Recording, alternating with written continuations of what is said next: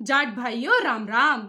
मैं आरती तालान तालियान खाप की बेटी हूँ। आपसे बस इतना कहना है कि अगले कुछ दिनों में मतदान है और हमें अपने आने वाली पीढ़ियों का भविष्य देखकर राष्ट्रहित में मतदान करना है।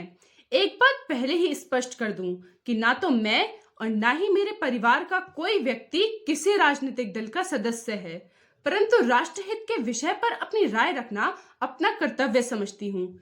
यह सच है कि हमारे कुछ भाइयों के मन में सरकार के प्रति कुछ नाराजगी है। वैसे शिकायत तो सरकारों से हमारी हमेशा से ही रहती आई है। मुख्यमंत्री वीर बहादुर सिंह से लेकर नारायण दत्त तिवारी, मुलायम सिंह, मायावती जी और अखिलेश तक। चौधरी चरण सिंह प्रधानमंत्री थे तो हम उनके घर तक भी पहुंच गए थे विरोध करने। वीर बहादुर सिंह को तो हमने करवे का पानी तक पिलवा दिया था।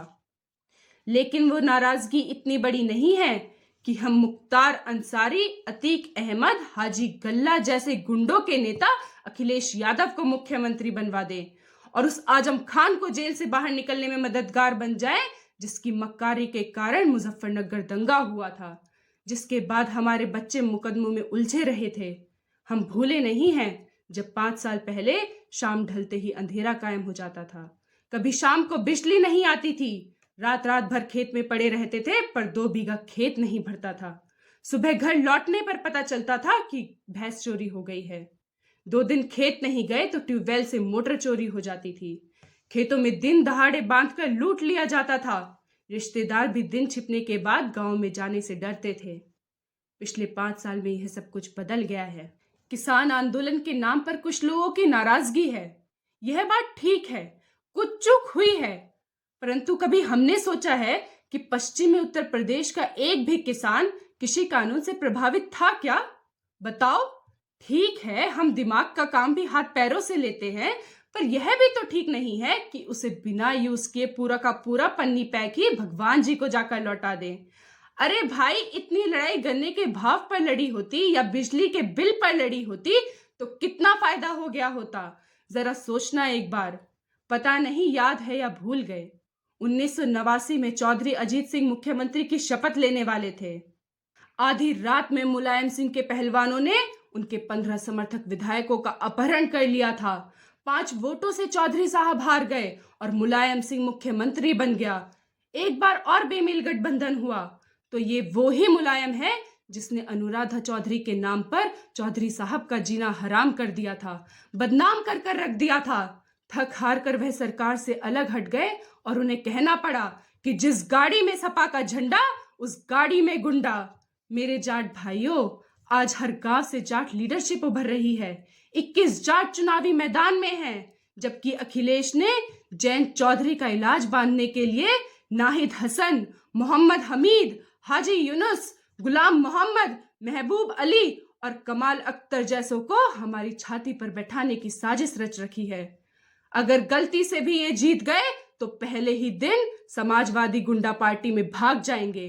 मार्कशीट उदाहरण है, जयंत चौधरी वहां जीतने की स्थिति में थे।